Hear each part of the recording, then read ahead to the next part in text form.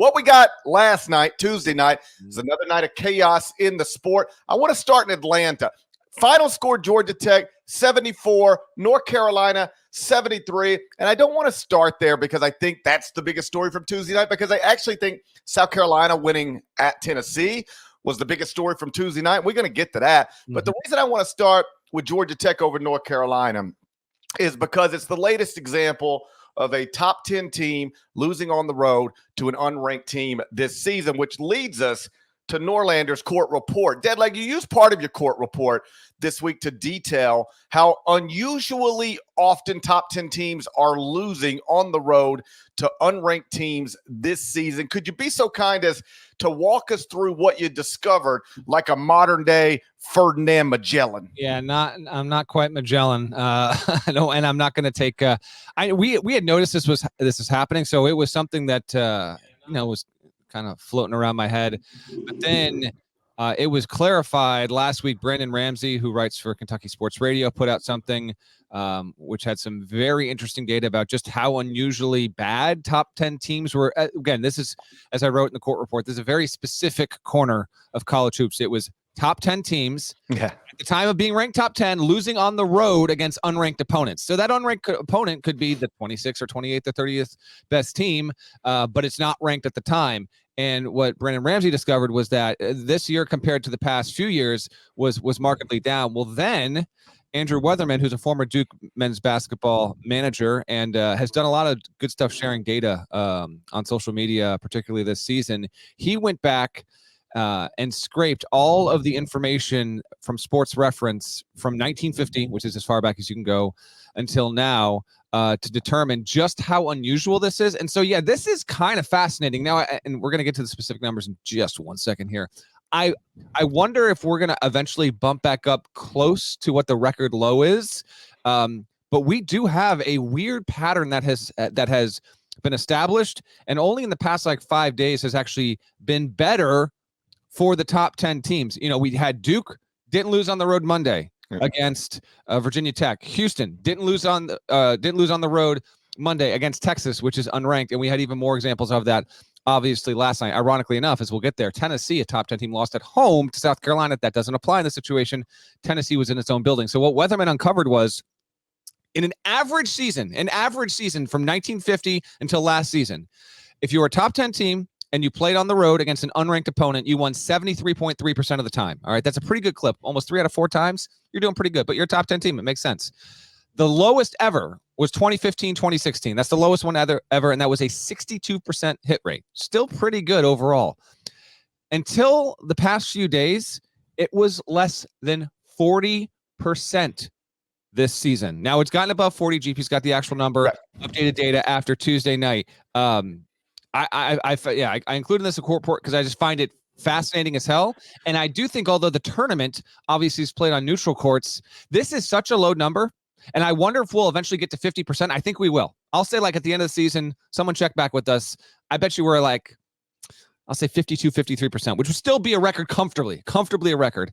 But I almost think this might lead to the situation where we've got maybe not a 16/1 GP, but multiple 1s, 2s, and 3s, 4 or 5 of them, not even making the Sweet 16, which we get every so often. But this just reinforces that to me. Reasons for it, I think, are many. But what were your thoughts on what we've seen here and why this might be the case? Well, first, you're right. We had sort of talked about this. God, man, it seems like top 10 teams are losing on the road to unranked teams all the time. But we never put pen to paper or got the numbers. So shouts to Brandon Ramsey and everybody else who dove into this. And we'll leave Brandon Ramsey in charge of this going forward. Just keep us updated. And we'll just every once in a while, just send the tweet out and we'll find it and we'll have the numbers. So I'm glad you decided to, I'm glad they dove into it.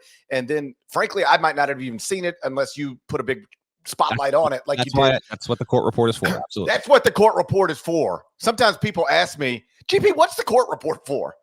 And I say, what do I say? Tell me again. You tell me. Light on things that people otherwise might not know. There you go. Yeah, so that's what the court report's for, dummy. So I read the court report. I go, okay, well, this sounds like and then I see North Carolina lose in the final 10 seconds. And by the way, I know Nada's got that highlight, Nathan George in the final 10 seconds. You want to watch a layup with almost no resistance decide a basketball game? Let's do it together. Let's see it. If you got Haycott in this high pick and roll.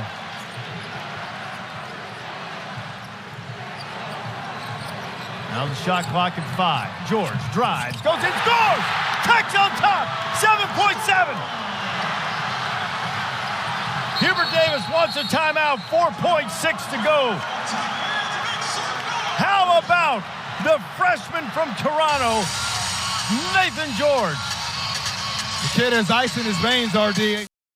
That's a lot of bounces just to get to the rim. It was. Now, Baycott got an arm up, and credit to a freshman for getting that done, Nathan George, with a huge shot there. But top 10 team on the road, another one bites the dust. So when I watched that, I'm like, all right, this is I know how we start now. I couldn't get into the podcast prep document fast enough to let you know how we're going to open the Ion College Basketball podcast. So then I go to Brandon Ramsey's original tweet from last Friday morning, and I just start updating the numbers. Brandon had it last Friday morning, 17-27. That was the record. Top 10 teams on the road against unranked opponents. We didn't have any such games on Friday night.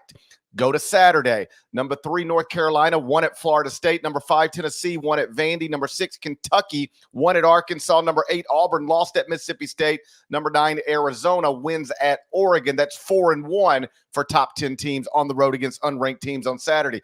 Congrats to them. Sunday, number 2, Purdue wins at Rutgers. That's 1-0. Monday, number 4, Houston wins at Texas. Duke at Virginia Tech. We've detailed that. 2-0 on Monday. Tuesday, number 3, North Carolina loses at Georgia Tech. Number 9, Marquette wins at Villanova. That's 1-1. Add it up. AP top 10 teams are now 25-29 on the road against unranked opponents this season. That's 46.3% winning percentage. It's 27 percentage points lower than the historical average. It is still 15.7 percentage points lower than the all-time worst 2015-2016, 62%. Yeah, how about that? We'll see if this winds up continuing to trend up for these top 10 teams. I think that it will slightly, but I don't think it's gonna eclipse that all-time low number from just 8 seasons ago.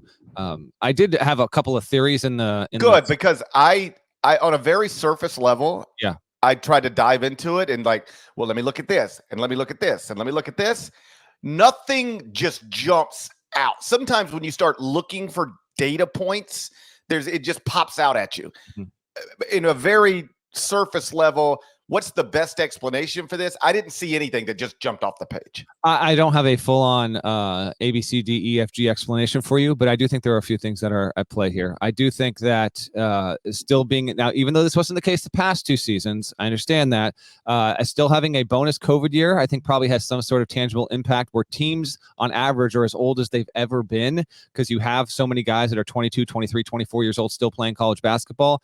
I got to figure that plays a part. I also think when you've got the Big 12, which has 11 teams that are trying to stay in that NCAA tournament conversation. The Big 12 is the best league in the country. You're not going to have 11 teams ranked. You're not going to have 9 teams ranked. You're not going to have 7 teams ranked. So you're going to have a lot of these good teams going on the road playing a top 30 team per the metrics, but they're not a top 25 team per the poll, and you might take some losses there. I think that also plays an impact as well.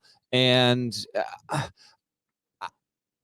I think because the top of the sport, and we have mentioned this before, I think because the top of the sport is not as reliable 1 through 13, 14, 15, whatever you want to say, like it's good. I'm not going to say there's no great teams. Trust me. We still got plenty of time to get there. And hell, we might already see a couple of them right now. 3 of them, in fact, Houston, UConn, and Purdue. But on balance, your 5th best team, your 8th best team, your 12th best team just might be a notch below what we've seen. So that, maybe that adds up to, that team lost, Carolina, top 5 team right now. It's a good team. It's top 5 team in the poll. But if it was a top 5 team in an average year, does it lose at sub 500 Georgia Tech team? That kind of stuff. So that might have some little bit in the aggregate as well. There are probably other factors. And one more was, and Torvik actually tweeted this out recently. And I've seen a few, I think Pomeroy might have mentioned it as well. We are pacing toward the most efficient offensive season in the modern era, which means the most efficient offensive season ever because of the 3-point shot.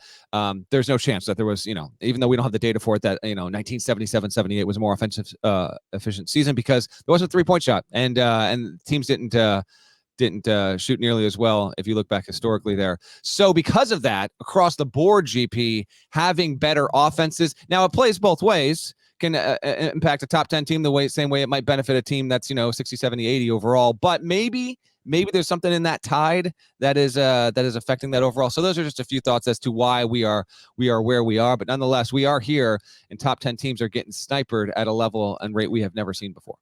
I think where you started is probably the most likely explanation for this, because we've had these stretches where, like Houston, which is number one in most computers, they lost, I think, 2 straight road games to unranked opponents when they were in the top 10. But if you go look at it now, those 2 opponents are both ranked. Mm-hmm. And Iowa State is in the top 10. So the dynamics of those matchups have changed subsequently. Where you started was, are these top 10 teams going on the road? And maybe, playing unranked teams, but buddy, these are good teams. They might not be in the top 25 AP poll, but they're top 30 in the computers, top 40 in the computer. I think we've seen maybe more of that than we normally have. And I'd be curious to and this seems like the type of thing that would be very difficult to research, and in some cases impossible, because you mentioned the database goes all the way back to 1950. I don't think we're going to have access to point spreads all the way back to 1950 or 60 or even 70 or wherever. But I wonder what you would find if you could really dive into it and look at, what do I have the numbers at right now? 25 and 29. So there's been 39, 49, 54 such games this season. There's been 54 times this season where a top 10 AP team has gone on the road and played a team that's unranked in the AP poll. What are the point spreads in those games? Are they smaller than normal? Yeah. Is the gap between these 2 teams, the top 10 teams and the unranked teams, broadly speaking, is the gap between them smaller than it normally is? I bet you would find out it is. Quick thought on the game. Good one for Georgia Tech. RJ Davis was the only Carolina player in double figures. We'll focus, we can have a quick thought on Carolina here, but we got real quick, just because I saw it in the chat. Do we agree? Nice, no call. I don't need a whistle. I'm not going to listen. Every so often on the show, I am wanting to discuss an officiating issue. This ain't that game. Right. Sorry. Just not that game whatsoever. Don't get yourself caught in a 1-possession game on the road against a sub 500 team. I was fine with the no call there. If you're a Carolina fan, I get it, but whatever. I'm not that concerned about it. And we're going to, trust me, we got UNC chatter to get to on the next show. Kind of a big game waiting this Saturday. It's the first time since 2007 Georgia Tech has defeated Duke and Carolina in the same regular season. Congrats to Damon Stoudamire. This team only 10-11, but has wins over Duke, Carolina, at Clemson, and against Mississippi State. That's just good building blocks for year one.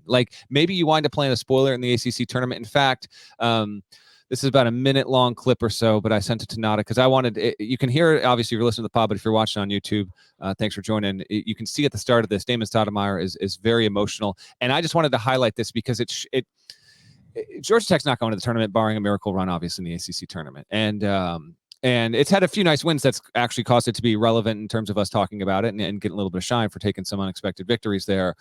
But I always appreciate when we get these peeks into the locker room. And, Damon Stoudamire has been around basketball for a while, but I wouldn't say he's a well-known personality, despite having been a long-time NBA player and all that.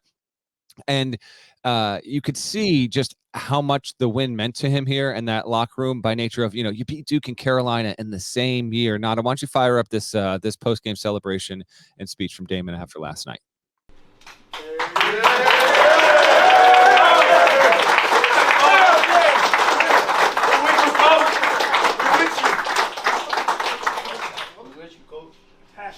See, nobody sees the way I lean on you guys. I'm hard on you. I really am. I'm hard on you, but I'm hard on you for a reason. And these are tears of joy because I put y'all through. That shit ain't easy, man. I know it's not easy. And I know how these games are. They wars. Wars, man. That's how they are.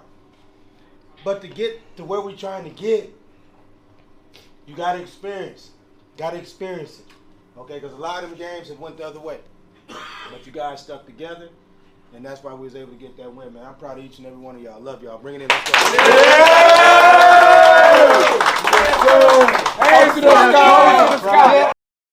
I love it. Yeah. You know, Damon's a few years older than me, so my introduction to him is obviously as a college basketball player. I mean, I guess a elite high school prospect is when I first heard of him, and then he goes to college and he's a star, and then I guess the summer after my senior year of high school, he's a top 10 pick in the draft, and I watch his career unfold. Ultimately, he ends up playing for the Grizzlies in Memphis. He ends up as an assistant coach with the Grizzlies in Memphis, ends up as an assistant coach on Josh Pastner's staff with the Tigers in Memphis. My point is I didn't know Damon at all, and then I got to know him a little bit. And first impressions aren't always everything, but they're often important. I remember meeting him and going, wow, this guy's really impressive.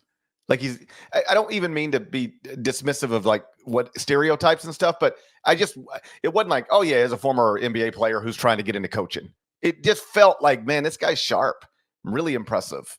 And for a long time, I thought he was headed for a long time, I thought he'd either eventually be an NBA head coach or a high major coach at the Division I level. I was just consistently impressed with him. And, you're exactly right. I don't know where Georgia Tech is going this season, but I think when you were trying to establish a culture, trying to, put your stamp on things, it is helpful, even in a not so great year, to have moments like that moment. And they've got a few of them so far this season. And, that Georgia Tech job is historically a tough job. I think tougher than people realize. You think Georgia Tech and Atlanta, and you remember these big moments, Marbury and, they're playing in a national championship game against UConn and Paul Hewitt's the coach. You remember these moments, but there hasn't really been a lot of consistent success there. So it is historically a tough job, but I'd bet on Damon Stoudamire. I believe in that guy. Yeah. Final thought, then we'll take a break and move on to the rest of the results here. What he's done so far, and Georgia Tech, I think, had gone 2-8 in its previous 10, something like that, I believe. So there's been a lot of losing, but the wins are certainly uplifting, the ones they've got. And if you told me that we look up in a year and then he's got Georgia Tech top 5 in the ACC, now that seems something that's on the table. Maybe 6 weeks ago, I wouldn't have thought, I don't know about that. Year 2, Georgia Tech. But you're seeing a lot of evidence there. He was a surprise hire when he got the Georgia Tech job. Might just be the perfect hire in the perfect place. You're right. That is a tough job historically, but it's not as tough as another one.